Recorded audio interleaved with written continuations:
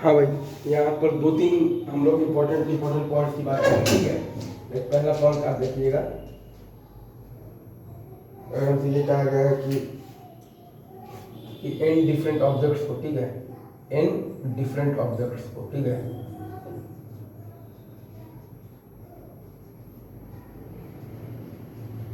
N different objects को N persons में बांटना है, ठीक है। इन इन पर्सन्स में डिस्ट्रीब्यूट करना है, राइट।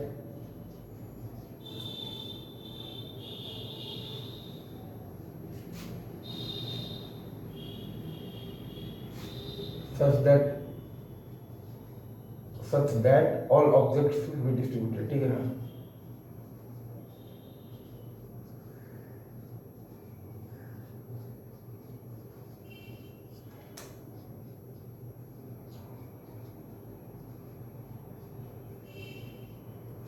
एन डिफरेंट ऑब्जेक्ट्स को एन पर्सन्स में बांटना है, such that all objects will be distributed, ठीक है,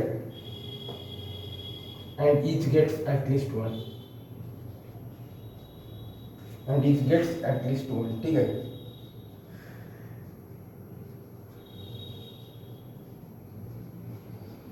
हम लोगों को एन डिफरेंट ऑब्जेक्ट्स को एन पर्सन्स में बांटना है, such that all objects should be distributed and each gets at least one object.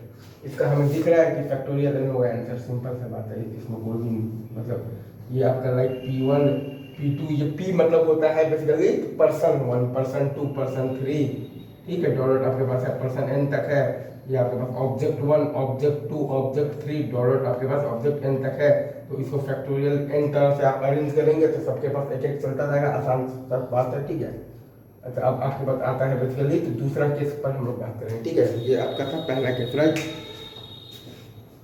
ठीक है। अब हम लोग बात करेंगे बेसिकली दूसरे केस पर, ठीक है। दूसरा केस आपके पास ये कहना है कि एन डिफरेंट ऑब्जेक्ट्स को, ठीक है,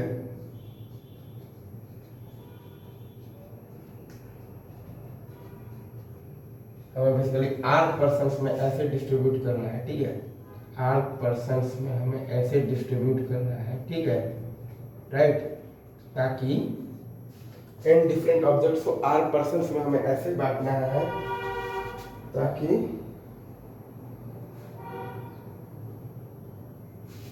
ताकि all objects will be distributed.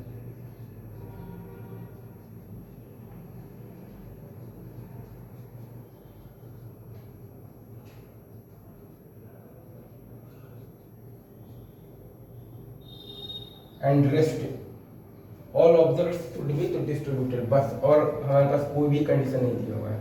तो हर ऑब्जेक्ट के पास आर ऑप्शन है तो R into R into R into R into R हो जाएगा, आपके पास आर टू दी पावर है, ठीक है, ये आपको दिख रहा है। अच्छा, अब इसी में एक और पॉइंट, तीसरा पॉइंट ये आ रहा है, लाइक एन डिफरेंट ऑब्जेक्ट हो गया,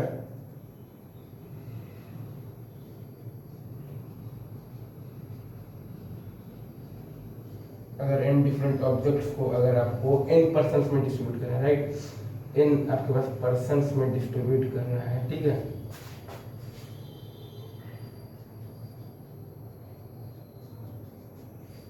ताकि all objects should be distributed, ठीक है, should be distributed, right, should be distributed, ठीक है।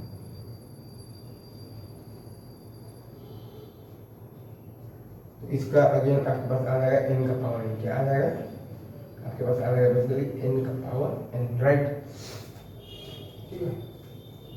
इसमें एक केस और है आपके पास, ध्यान दीजिएगा,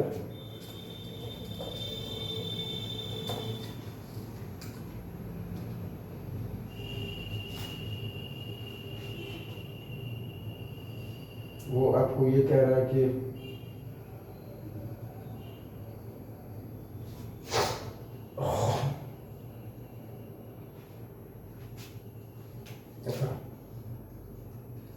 एन डिफरेंट ऑब्जेक्ट्स को, ठीक है, एन डिफरेंट ऑब्जेक्ट्स को आपको बेसिकली आर पर्सन्स के बीच में बांटना है, राइट, सच दैट मतलब कि आपका आर जो है वो एन से बड़ा है, ठीक है।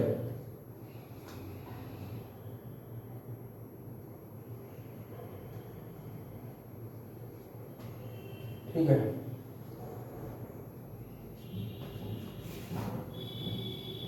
नहीं एक मिनट, हाँ आर आपका एन से बड़ा है और एन डिफरेंट ऑब्जेक्ट्स को आपको आर परसेंट में बांटना है।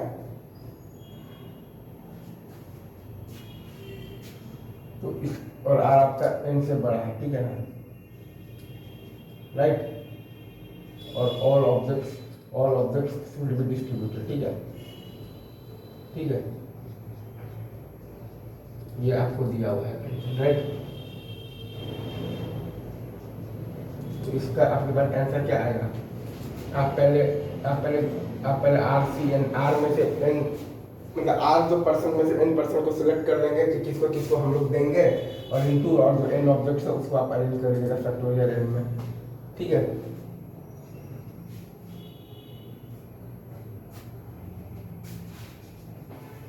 राइट, मतलब इसमें आपको ये था कि एन डिफरेंट ऑब्जेक्ट्स को आर परसेंट्स में बांटना है, ठीक है। और आर आपका बेसिकली तो ग्रेटर देन एन है, और हर मतलब कि कम से कम एक बार आपके पास तो डिस्ट्रीब्यूट होनी है, ठीक है। तो आपने वो सिलेक्ट कर लिया है कि कितनों, and each gets only one, ठीक है। मतलब कि जिसको भी देना है मतलब कि एक ही देना है, एक से ज़्यादा नहीं देना है। ये हमारे पास बेसिकली एक कंडीशन दिया हुआ है, राइट। अगर आपको ये चीज़ समझ में आ गया है तो बहुत अच्छी बात है। R is greater than N लग गया है यहाँ पर, ठीक है। इन डिफरेंट ऑब्जेक्ट्स को आर परसेंट में मतलब बांटना है, ठीक है। ताकि मतलब कि आर आपका जो है वो एन से बड़ा है और ऑल ऑब्जेक्ट्स विल बी तो डिस्ट्रीब्यूट होना ही चाहिए। तो पहले हम लोग आर ऑब्जेक्ट में से मतलब कि आर जो परसेंट में से एन परसेंट को सिलेक्ट कर लेंगे, दिन में की बांटेंगे, ठीक है। और फिर उन एन को जो एन मतलब डिफरेंट ऑब्जेक्ट्स हैं उनको फैक्टोरियल एन से अपन अरेंज कर देंगे, ठीक है। इसमें एक चीज दिया हुआ है कि किसी को एक से ज्यादा नहीं मिलना चाहिए, ठीक है।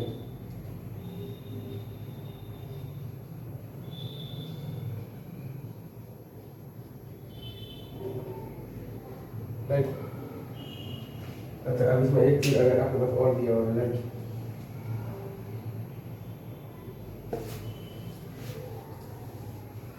एक चीज आपके पास ये दिया हुआ है कि ठीक है एन डिफरेंट ऑब्जेक्ट्स है आपके पास, ठीक है।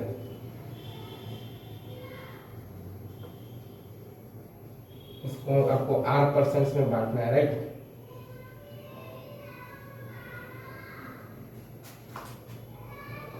ठीक है,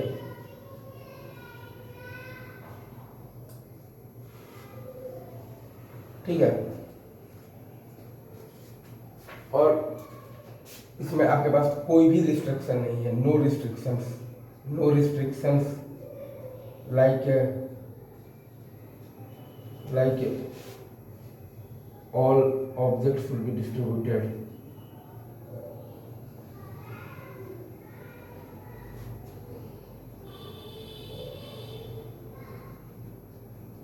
बस एक रिस्ट्रिक्शन है कि at least once will be distributed, ठीक है।